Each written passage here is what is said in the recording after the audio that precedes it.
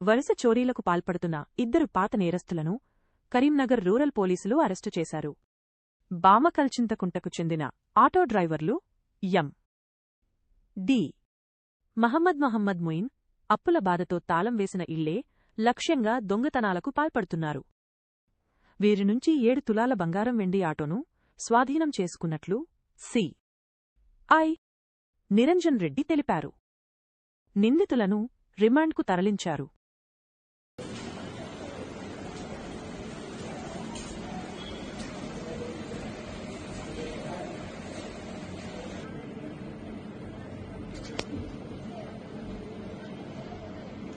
గత కొన్ని రోజుల నుండి కరీంనగర్ రూరల్ పిఎస్ పరిధిలో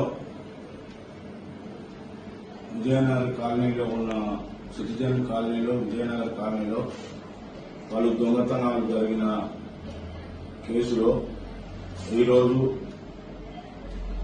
నిందితులు రైల్వే స్టేషన్ తీగరగుట్టపల్లె వద్ద ఉన్నారని సమాచారం రాగా నేను మా యొక్క సిబ్బందితో యుక్తంగా రైల్వే స్టేషన్కు వెళ్లి తనిఖీలు చేయుచుండగా రైల్వే స్టేషన్ వద్ద ఒక మామిడి చెట్టు కింద ఒక ఆటో పెట్టుకుని 2 వ్యక్తులు అనుమానాస్పదంగా ఉండగా మేము వెళ్లి వారిని పట్టుకొని విచారించగా వారు తమ పేర్లు ఎండి మహమ్మద్ మరియు మొహమ్మద్ మోయ్ మరియు గత సంవత్సరంలో చొప్పదండి పట్టణంలో ఒక దొంగతనం కేసులో ఉన్న బంగారం అని చెప్పి వారి జేబులో నుండి తీసి సుమారు 7 తులాల బంగారము మరియు 9 తులాల వెండి మరియు 2 సెల్ ఫోన్లను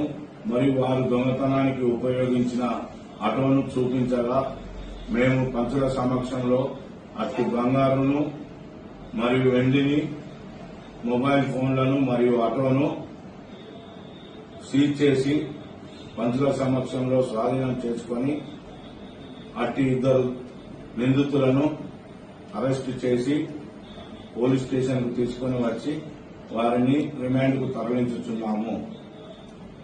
వారు దొంగిలించిన బంగారు వస్తువుల విలువ సుమారు 11 లక్షల వరకు ఉంటుందని ఇప్పుడున్న ధరల ప్రకారం మా యొక్క అంచనా.